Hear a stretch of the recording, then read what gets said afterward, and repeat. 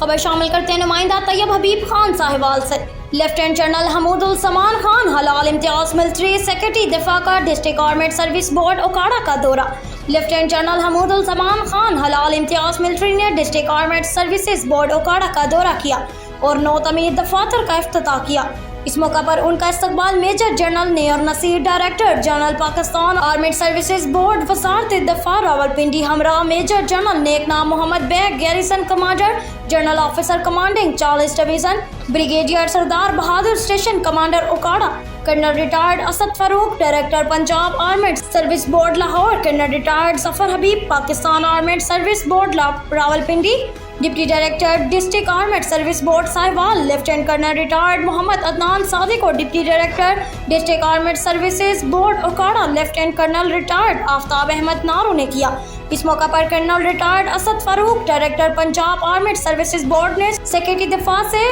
دفتر میں موجود عملے اور ایکس سروس مینز کا تعارف کروایا اور بورڈ کی کارکردگی پر تفصیلی بریفنگ دی، جس پر سیکورٹی دفاع نے اطمینان کا اظہار کیا۔ بریفنگ کے بعد سیکرٹری دفاع نے district armed services board Okara کے 9 تعمیر شدہ دفاتر کا معائنہ کیا اور شہداء ایکس سروس مینز بیگان کے لیے فراہم کردہ سہولیات کا جائزہ لے کر اطمینان کا اظہار کیا اور موجودہ انتظامات کو سراہتے ہوئے مزید سہولیات کی فراہمی کے احکامات جاری کیے۔ بعد ازاں مہمانوں کی کتاب میں اپنے تاثرات قلم بند کیے۔